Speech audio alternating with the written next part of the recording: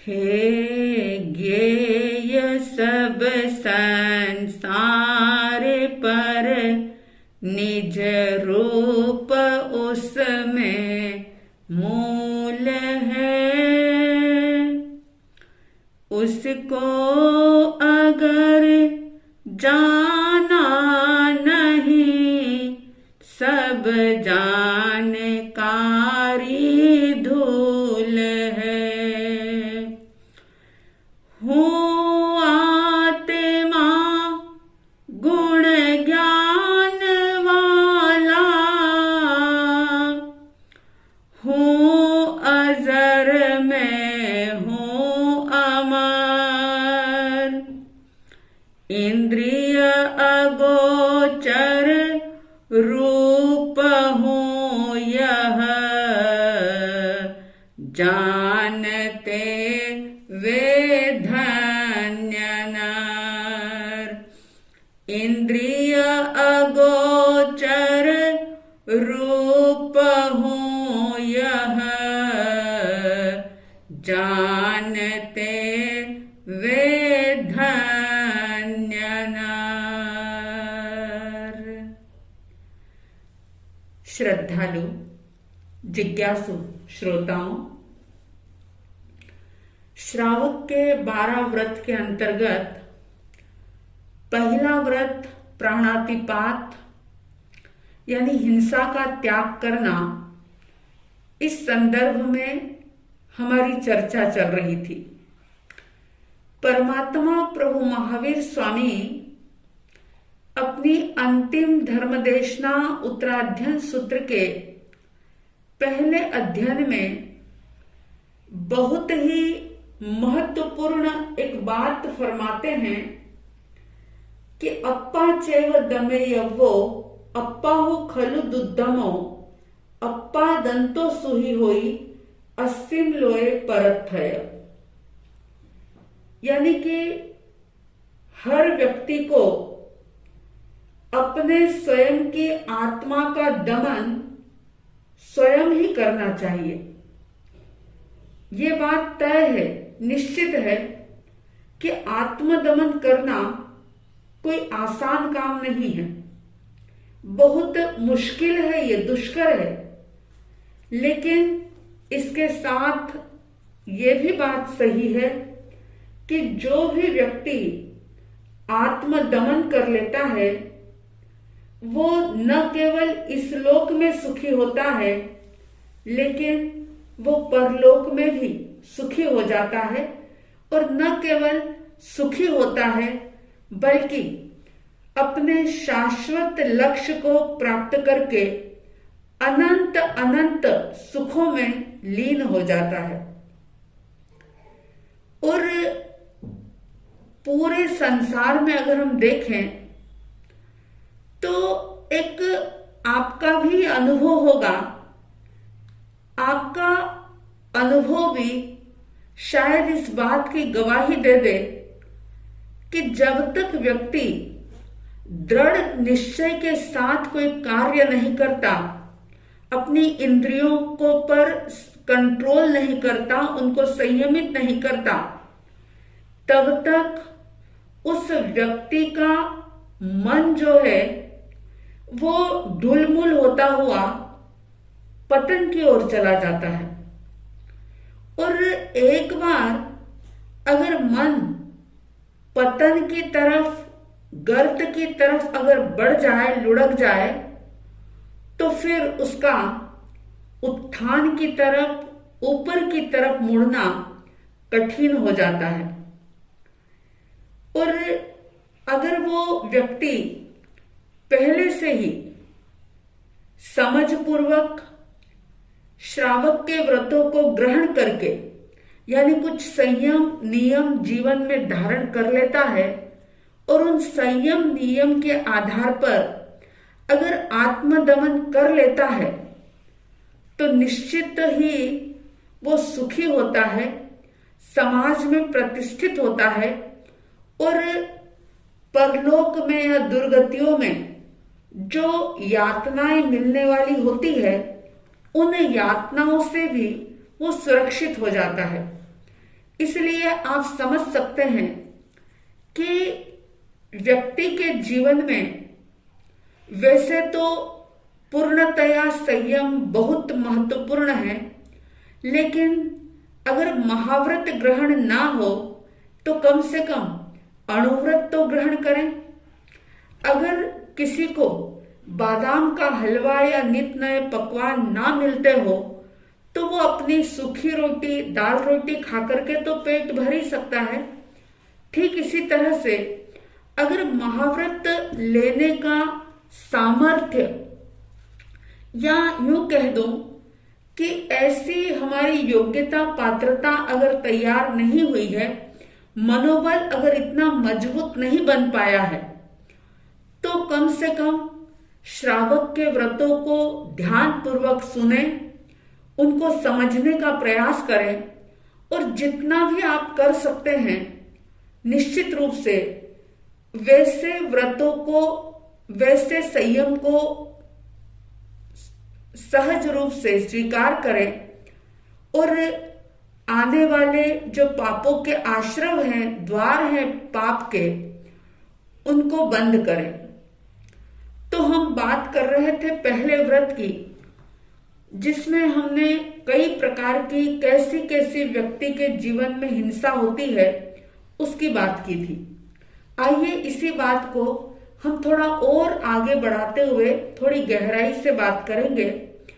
आपने शायद नाम सुना होगा, जैन जगत के उज्जवल नक्षत्र एक बहुत बड़े आचार्य हुए जिनका नाम था आचार्य हेमचंद्र सूरी जी। आचार्य हेमचंद्र सूरी जी ने एक बहुत महत्वपूर्ण बात कही थी। उन्होंने ये कहा था कि कई लोग ऐसे होते हैं जो अपने जीवन के कष्टों को दूर करने के लिए, जीवन में आने वाले विघ्नों को, रुकावटों को दूर करने के लिए कई प्रकार की हिंसा करते हैं। लेकिन ये बात 100% सत्य है। आचार्य हेमचंद्र जी महाराज ये बात कहते हैं कि जो विघ्नों की शांति के लिए हिंसा करता है, वो हिंसा जो है उससे विघ्न शांत नहीं होते, रुकावटें दूर नहीं होती, बल्कि और ज्यादा विघ्न पैदा हो जाते हैं। इसी तरह से अगर कोई कुल परंपरा के नाम पर हिंसा करता है, अपनी परंपरा को निभाने के लिए अगर हिंसा करता है, तो वो कुल के आचार को समझ करके की गई जो हिंसा है या परंपरा को निभाने वाली जो हिंसा है, वो भी क्या करती है कि कुल का आचार तो पालन नहीं होता, लेकिन कुल का विनाश करने वाली वो हिंसा बन जाती है। इसलिए व्यक्ति को ध्यान रखना चाहिए कि ऐसी कोई भी हिंसा हमसे ना हो। और आप आज के समय में कई प्रकार की दवाइयों का, मेडिसिन का सेवन करते हैं। आप जानते हैं कि कई प्रकार की ऐसी दवाइयां होती है जिसमें बहुत सारे जीव जंतुओं का वध किया जाता है, उनकी हिंसा की जाती है। अब चाहे आप उन जीवों की हत्या नहीं कर रहे, लेकिन अगर उनकी हत्या से बनी हुई दवाइयां आप ले रहे हैं, तो भी आप संकल्पी हिंसा के हिस्सेदार बन रहे हैं। बहुत सारी ऐसी दवाइयां, बहुत सारे ऐसे ऑयल जो मछलियों को खत्म करके बनाए जाते हैं, जिसमें लाखों मछलियों का प्राण जो है लूट लिए जाते हैं। और बहुत सारी ऐसी दवाइयां हैं जो पशु पक्षियों को मार करके बनाई जाती है। और कुछ दवाइयां ऐसी भी होती है जिनमें बिच्छुओं का जहर मिलाया जाता है। आप जानते हैं कि बिच्छुओं का जहर जो है वो ऐसे तो नहीं मिलता। क्या करते हैं कि जब बिच्छुओं के जहर को इकट्ठा करना होता है, तो बहुत सारे बिच्छुओं को एक साथ पकड़ करके शीशी के अंदर बंद कर देते हैं और वो बंद शीशी में उनका प्राण घुटता है, श्वासें रुकती है और तड़फ तड़फ कर बेचारे वो मर जाते हैं। जब वो मर जाते हैं तो उनके जहर को निकाल लेते हैं। और इतना ही नहीं, कई ऐसे पशु हैं जिनका खून, जिनकी हड्डियां, जिनकी चर्बी, जिनके दूसरे अंग भी दवाइयों में इस्तेमाल किए जाते हैं। और सांप वैसे तो बहुत जहरीला प्राणी कहा जाता है, लेकिन सांप का जो जहर है वो भी कई दवाइयों में मिलाया जाता है और उस दवाई से कई प्रकार की बीमारी ठीक की जाती है। अब आप सोचो कि ऐसे जहरीले सांपों का जहर कैसे पाया जाता होगा। तो वैसे तो बहुत सारे तरीके खोज लिया आज इंसान ने, लेकिन ऐसा होता है कि सांप को पहले थोड़ा सा उसके साथ छेड़छाड़ की जाती है और छेड़छाड़ करने के बाद उसके मुंह पर कुछ ऐसी पॉलीथीन, कोई रेशम की ऐसी थैली बांध देते हैं।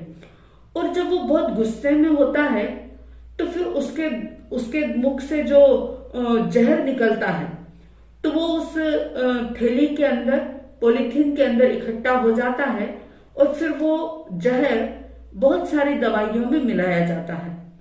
और वे जो बिना जहर वाले जो सांप हो जाते हैं, यानी उनका जो जहर निकल जाता है, तो फिर क्या करते हैं कि उनको बेरहमी से मार डालते हैं और उनको मार करके उनकी कोमल चमड़ी से भी बहुत सारी सुंदर सुंदर नरम नरम वस्तुएं बनाई जाती है। लेकिन सुंदर दिखने वाली वस्तु जो है, चाहे वो आपको प्रभावित करे, आकर्षित करे, लेकिन इतना विवेक जरूर जागृत रखना कि पता नहीं इस सुंदर वस्तु के पीछे कौन से प्राणी के प्राण लिए गए हैं, किस प्रकार की हिंसा हुई है। तो ऐसी जो भी हिंसा होती है उसको संकल्पी हिंसा कहते हैं। और अगर कोई अहिंसा प्रेमी व्यक्ति है तो उसके लिए ये ना तो स्वयं करना ठीक है और ना ही ऐसी हिंसा से युक्त दवाइयों को बेचना, खरीदना या ऐसी दवाइयों का सेवन करना भी अच्छा नहीं है। ये माना कि आज के समय में व्यक्ति के शरीर में बहुत प्रकार की बीमारियां हैं और शायद ही कोई ऐसा बहुत पुण्यवान व्यक्ति होगा कि जो दवाई के बिना रहता हो। अक्सर लोग दवाइयों को लेते हैं बीमारियों के लिए, उनकी मजबूरी बन जाती है लेना।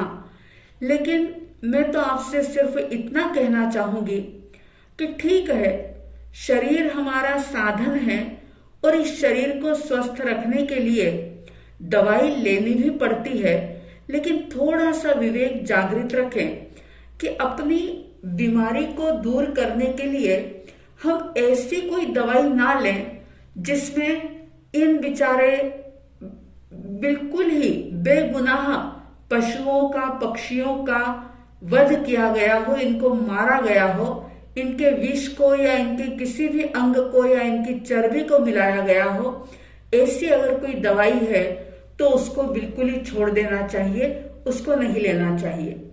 और इस बात की पक्की श्रद्धा रखनी चाहिए कि अगर आयुष्य बल प्रबल है, आयुष्य अगर आपका बलवान है, तो आप बिल्कुल भी आयुष्य पूर्ण हुए बिना चाहे कितनी भी बड़ी से बड़ी बीमारी शरीर में हो, लेकिन हमारी मृत्यु नहीं हो सकती। हाँ, आयुष्य अगर खत्म होने वाला होता है तो फिर चाहे कितना भी शरीर का रोग मिटाने का प्रयास कर लो, और ये भी संभव है कि आपका रोग बीमारी खत्म भी हो जाए, लेकिन आयुष्य की डोरी अगर टूट गई तो उसको कोई भी जोड़ नहीं सकता। एक क्षण का भी, एक समय मात्र का भी आयुष्य, उम्र ना तो घट सकती है यानी कम हो सकती है और ना ही बढ़ सकती है। इसलिए इस बात का विवेक जरूर रखें कि ऐसी कोई दवाइयों के द्वारा परोक्ष रूप से हिंसा के दोषी ना बने। और आप जानते हैं कि देखो, जाने अनजाने में ऐसी कई प्रकार की हिंसाएं होती है जो व्यक्ति समझ भी नहीं पाता और वो हिंसा उससे हो जाती है। आज भी कई गांव में, कई जगह ऐसे लोग हैं जो अपने शौक के लिए, अपने मनोरंजन के लिए पशु पक्षियों को पालते हैं। और सिर्फ पालते ही नहीं, दया करुणा की भावना से नहीं पालते, लेकिन उन्हें आपस में बहुत बुरी तरह से लड़ाते हैं। कई जगह सांडों का लड़ाने का रिवाज है, कई जगह मुर्गों को लड़ाया जाता है, कहीं शुतुरमुर्गों को लड़ाया जाता है।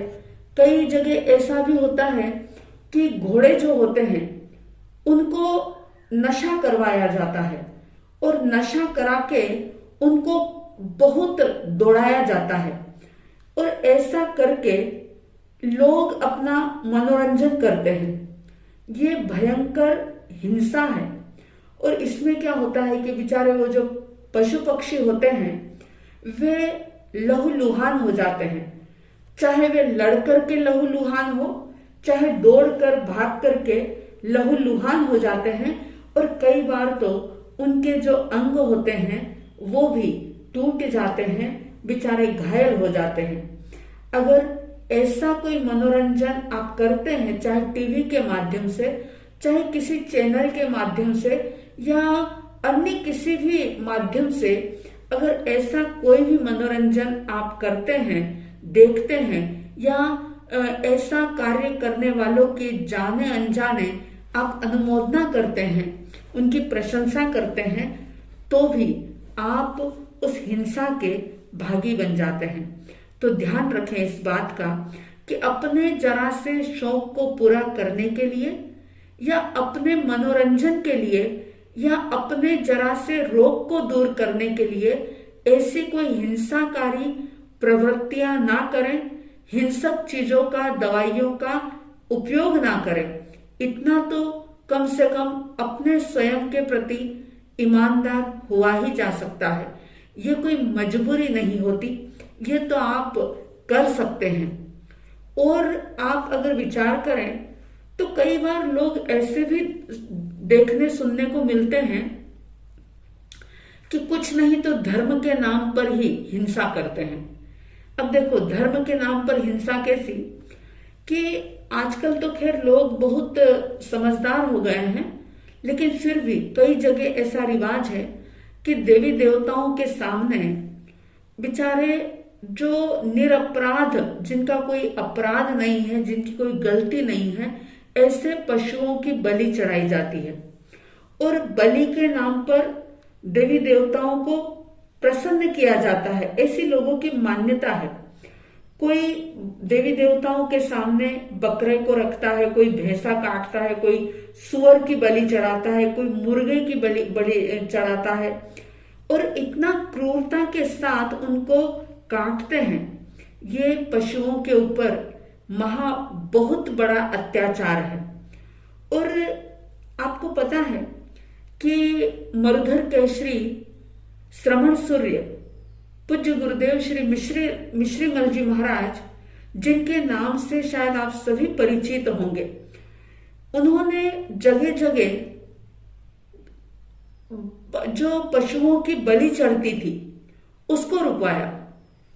ऐसे ही गुरुदेव आनंद ऋषि जी महाराज, तपस्वी राज खादीधारी पूज्य श्री गणेश लाल जी महाराज, इन्होंने बहुत कष्ट और उपसर्ग अपने जीवन में सहन किए।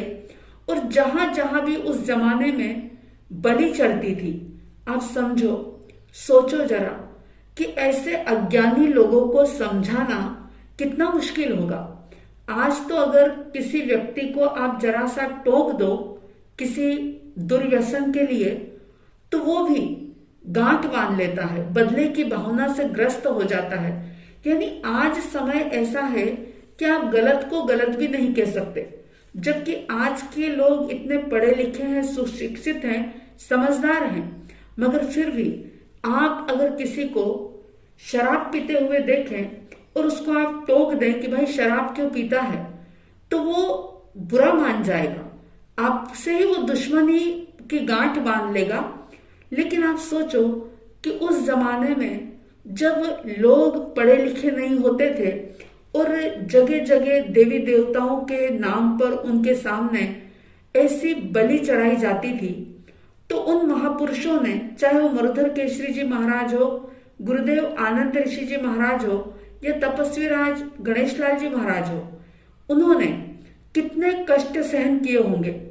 ऐसा भी कहा जाता है, पुराने लोग जिन्होंने ये सारे दृश्य अपनी आंखों से देखे, उन्होंने ये बताया कि मरुधर केशरी जी महाराज ने जहां देखा कि बलि चढ़ रही है, तो उन्होंने उस पशु के आगे वो खड़े हो गए और उस बलि देने वाले व्यक्ति से कहा कि पहले तू मेरी गर्दन काट, उसके बाद तू पशु की बलि देना। सोचो आप कि कितना उनके अंदर साहस होगा, कैसे उनके अंदर किस प्रकार का धैर्य होगा, कैसी वीरता होगी और कैसा सामर्थ्य होगा कि ऐसे वो डट जाते थे कि किसी भी प्रकार से देवी देवताओं के सामने बलि ना चढ़े। और जो लोग ऐसी अंध मान्यता रखते हैं वे महापाप के भागी बनते हैं। कई धर्म दर्शन है, मैं नाम नहीं लूंगी, लेकिन आप सोचो कि जिनको लोग भगवान कहते हैं, अल्लाह कहते हैं या अन्य किसी भी नाम से संबोधन करते हैं और उनके ही नाम पर बकरे को काटते हैं, बलि चढ़ाते हैं, कुर्बानी देते हैं, तो आप सोचो कि जिसको परमपिता परमात्मा, एक तरफ तो कहा जाता है कि वो परमपिता परमात्मा है, तो क्या वो बकरों की कुर्बानी से कभी खुश हो सकता है? ये सिर्फ जो मांस के प्रति लोलुपता रखने वाले लोग हैं, जो मांस खाने में आसक्ति रखने वाले लोग हैं, ये उनकी करतूतें हैं। अगर आप किसी भी धर्म दर्शन के ग्रंथ को अगर आप उठा करके देखें और बहुत गहराई से अगर उनका अध्ययन करें, तो कहीं पर भी किसी भी पशु बलि की या पशुओं को काटने की बात ही नहीं आती। कहीं पर भी इस बात का समर्थन मिलता ही नहीं है। लेकिन आश्चर्य की बात है कि लोग ऐसे अज्ञानी बने हैं कि धर्म के नाम पर भी ऐसी भूल करते हैं, नादानी करते हैं, अज्ञानता करते हैं। और इतना ही नहीं, इसके आगे भी अगर हम देखें तो क्या होता है कि ये सारी तो सामने प्रत्यक्ष रूप से हिंसा दिखाई देती है। अगर कोई चींटी भी आपके पैर से मरती है तो आप अगर दया और करुणा से ओतप्रोत हैं तो आपका हृदय कांप जाता है, आपके रोंगटे खड़े हो जाते हैं, आप उसका प्रायश्चित करना चाहते हैं कि असावधानीवश मेरे पैर के नीचे चींटी आ गई और वो बेचारी मर गई, बचाने का प्रयास करते हैं आप।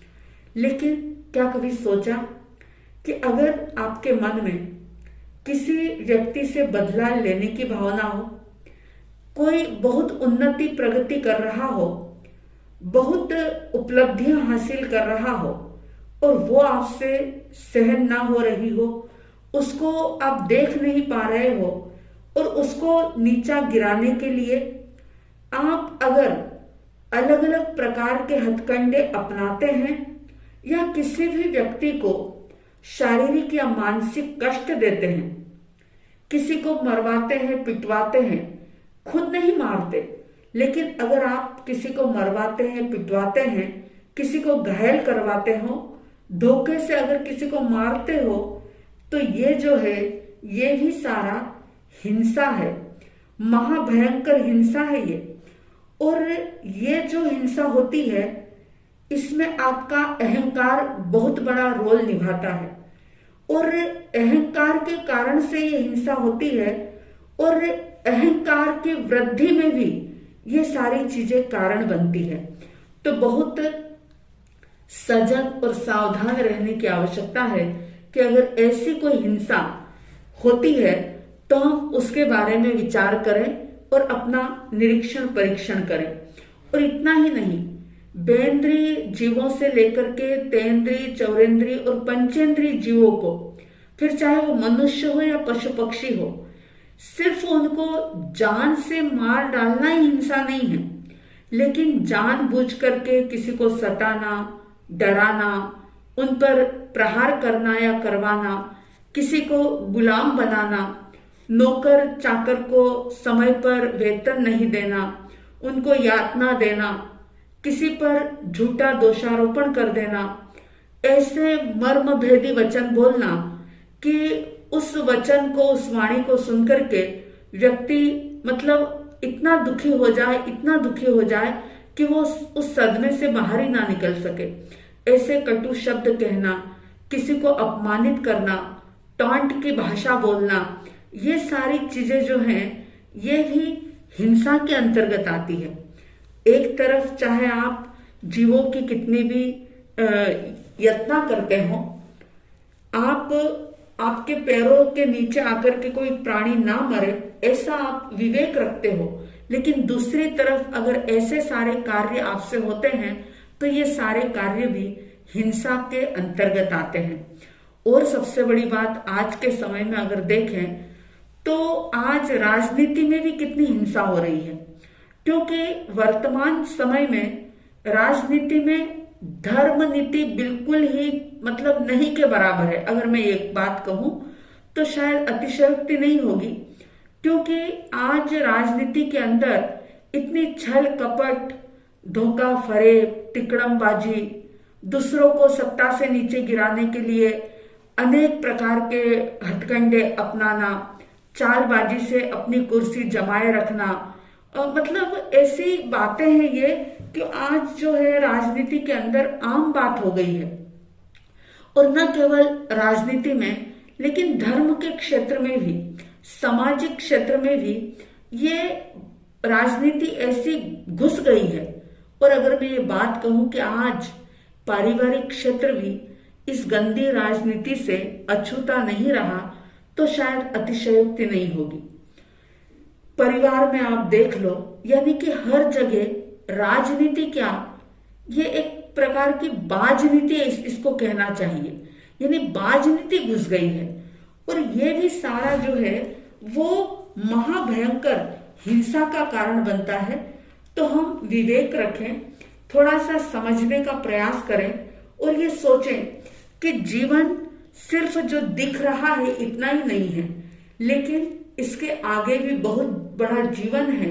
अगर इस मनुष्य जीवन के अंदर ऐसे ही हिंसा करते रहे, हिंसा करने वाले को प्रोत्साहन देते रहे, भड़काते रहे, गलत काम करके भी अगर हम उसको सही मानते रहे, आपस में द्वेष, घृणा, वेर, विरोध, क्रोध, अहंकार, ईर्ष्या, इस प्रकार का वातावरण अगर हम फैलाते रहे तो ये सारा जो है ये एक सदगृहस्थ के लिए या एक इंसान के लिए भी ठीक नहीं है। और ऐसा करने से निश्चित रूप से वो दुर्गति का मेहमान बनता है। और दुर्गति जो है आप जानते हैं कि तिर्यंच गति और नरक गति, इसको दुर्गति कहते हैं। और जब तिर्यंच गति में आप नरक के दुख तो शायद आप नहीं देख पाते हो, शास्त्रों को पढ़ोगे तभी आपको पता चलेगा कि नरक गति के अंदर कितने दुख होते हैं, कितने महान दुख होते हैं। लेकिन तिर्यंच गति के जीवों को आप अपनी आंखों से देखते हैं, कैसी पराधीनता है उनके अंदर, कैसी लाचारी है, कैसी विवशता है। अगर तिर्यंच गति के जीवों को आप देखें और उनको देख करके ये सोचें कि ये आपका हमारा भूतकाल था, आप और हम भी ऐसे ही तिर्यंच गति के दुख झेल करके भोग करके आए हैं। और बामुश्किल मनुष्य बनने के बाद भी अगर हम इन सारी हिंसा के कार्यों में लगे रहे, अपने आप के अंदर विवेक की ज्योति अगर नहीं जलाई, सावधान नहीं हुए, अवेयर नहीं हुए, जागृत नहीं हुए, तो समझ लेना कि ये वापिस हमारा भविष्य हो सकता है। यानी ऐसे ही लाचारी भरी, मजबूरी भरी तिर्यंच की जिंदगी हमें बितानी पड़ेगी। ये मेरी बात नहीं, ये परमात्मा की बात है, ये वीतराग भगवंतों की वाणी है। सावधान हो जाएं, सजग हो जाएं, आप सबके भीतर हिंसा त्याग करने का भाव जागे, विवेक की ज्योति जागे, अपनी आत्मा के समान ही दूसरों को भी आप समझ सकें, ऐसे भाव निरंतर आपके अंदर प्रवर्धमान हो। साध्वी द्वय की तरफ से हार्दिक हार्दिक शुभ मंगल भावनाओं के साथ जय प्रभु महावीर, जय गुरु आनंद।